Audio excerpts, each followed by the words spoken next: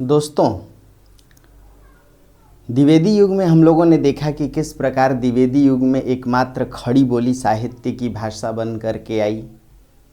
द्विवेदी युग के रचनाकारों को किस प्रकार दो भागों में बांट कर देखा गया, अनुशासनवादी धारा और स्वच्छंदतावादी धारा। किस प्रकार आचार्य महावीर प्रसाद द्विवेदी का सरस्वती पत्रिका से जुड़ना खड़ी बोली और हिंदी साहित्य दोनों के लिए मानो एक उपकार या ऐसा कहें कि उपादेयता के रूप में साबित होने वाली बात थी। इतना ही नहीं, किस प्रकार द्विवेदी युग की नवजागरण परक चेतना अपने आप में भारतेंदु युग से अलग थी। किस प्रकार द्विवेदी युग से हिंदी साहित्य की आधुनिक धारा की वास्तविक शुरुआत हुई। ऐसे तो भारतेंदु युग से ही आधुनिकता आई थी, किंतु वहाँ अंतर विरोध मूलक परिस्थितियाँ थीं। और किस प्रकार द्विवेदी युग की सामाजिक चेतना में नारी संवेदना को सबसे महत्व दिया गया था। दोस्तों, इसके आगे आइए देखते हैं किस प्रकार द्विवेदी युगीन साहित्य को इतिवृत्तात्मक कहा गया, या द्विवेदी युगीन साहित्य में इतिवृत्तात्मकता का अर्थ क्या रहा है। कुछ आलोचकों ने यह आरोप लगाया कि द्विवेदी युगीन साहित्य इतिवृत्तात्मक साहित्य रहा है। क्या इसका मतलब हो सकता है दोस्तों? इतिवृत्तात्मकता को हम कैसे समझें और क्यों द्विवेदी युग में इस इतिवृत्तात्मकता की आवश्यकता पड़ी। द्विवेदी युगीन साहित्य को इतिवृत्तात्मक साहित्य कहा गया। इतिवृत्त का अर्थ जीवन कथा से लिया गया, या इसे ही जीवन चरित भी कहते हैं, या इसे ही जीवन वृत्त भी कहते हैं। इस वृत्त से कई शब्द बने हैं। जीविकोपार्जन के लिए जो साधन अपनाया जाए उसे वृत्ति कहते हैं। दोस्तों, जाहिर सी बात है कि द्विवेदी युग की काल सीमा 1900 से 1920 तक रही है। द्विवेदी युग की जो केंद्रीय चेतना या मूल संवेदना में सबसे बड़ी बात थी वह थी नवजागरण परक चेतना। नवजागरण परक चेतना का अर्थ राष्ट्रीय जनता को पराधीनता के विरोध में जगाने से था। राष्ट्रीय जनता को सामाजिक एकता से जोड़कर पराधीनता से मुक्ति दिलाने की प्रेरणा ही वास्तव में नवजागरण है या राष्ट्रीय जागरण है। आप समझ सकते हैं कि इसी नवजागरण को ध्यान में रखकर द्विवेदी युगीन जो साहित्य है वो उपदेशात्मक था, यानी राष्ट्रीय जनता को संदेश देना, उपदेश देना। जाहिर सी बात है, इस धारा के रचनाकार गुप्त जी की पंक्ति से ही बात समझ में आती है। न केवल मनोरंजन ही कवि का कर्म होना चाहिए, उसमें उचित उपदेश का भी मर्म होना चाहिए। तो ये जो उपदेश है वास्तव में राष्ट्रीय जागरण के लिए था, नवजागरण परक चेतना के प्रसार के लिए था, राष्ट्रीय जनता को एकता के सूत्र में बांधने के अर्थ में था। किंतु दोस्तों, इस समय दो समस्याएं थीं। एक तो द्विवेदी युग में अभी अभी खड़ी बोली का जन्म हुआ था, या यूं कहें कि खड़ी बोली बिल्कुल नई थी साहित्यिक भाषा के रूप में। ऐसे में यदि खड़ी बोली में कोई कलात्मक बात लिखी जाती, रस, छंद और अलंकारों से परिपूर्ण, कोई बात लिखी जाती, यानी गहन कलात्मक रचना लिखी जाती, आलंकारिक रचना लिखी जाती, लाक्षणिक रचना लिखी जाती, तो उस समय ना तो राष्ट्रीय जनता इसे समझ सकती थी क्योंकि खड़ी बोली का अभी साहित्यिक विकास हुआ था, और ना ही रचनाकार ही इतने सहज थे।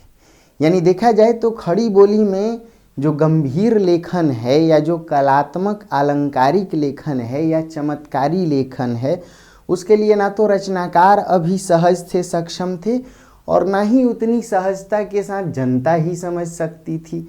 ऐसे में जनता को अपनी बात समझाने के लिए खड़ी बोली में लाक्षणिक रचना की जगह अभिधात्मक रचना लिखी गई, सीधी सपाट, जिसमें कला मूल्यों का अभाव था। दूसरी बात कि कथा बहुत सहज होती है, इतिवृत्त को कथा ही कहती।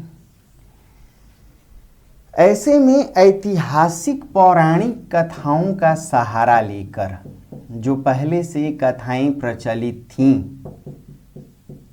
तो ऐसी ऐतिहासिक पौराणिक प्रचलित कथाओं का सहारा लेकर द्विवेदी युग के रचनाकारों ने राष्ट्रीय जनता को अपनी बात समझाने की कोशिश की या नवजागरण परक चेतना के प्रसार की कोशिश की, ताकि जनता तक सहज अभिव्यक्ति संभव हो सके, बातों की संप्रेषणीयता सहज रूप में हो सके।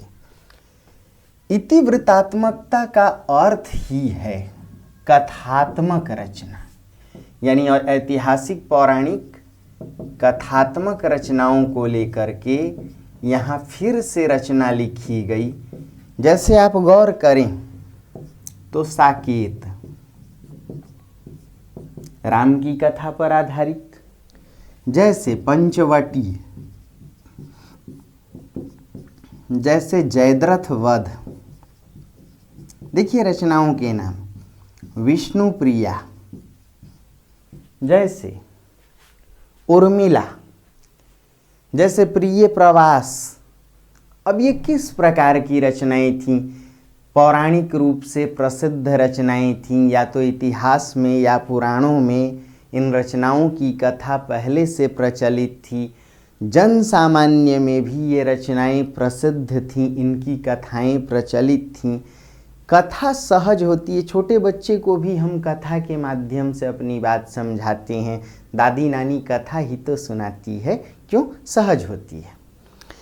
जाहिर सी बात है कि नवजागरण को केंद्र में रखकर, उपदेशवादी प्रवृत्तियों को ध्यान में रखकर राष्ट्रीय जागरण के लिए इतिवृत्तात्मक रचनाएं लिखी गईं।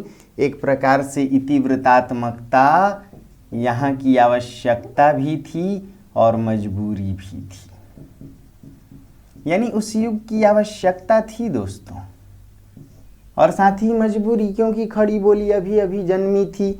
इसमें कलात्मक, अलंकारिक, लाक्षणिक रचना नहीं लिखी जा सकती थी, इसलिए सीधी सपाट अभिधात्मक रचनाएं लिखी गईं, कथात्मक रचनाएं लिखी गईं।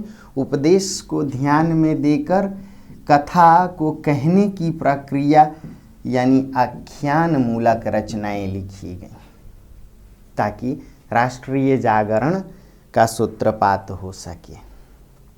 आप गौर कीजिएगा कि द्विवेदी युग में रचनाएं किस प्रकार की थीं, कविताएं किस प्रकार की थीं? बहुत सहज।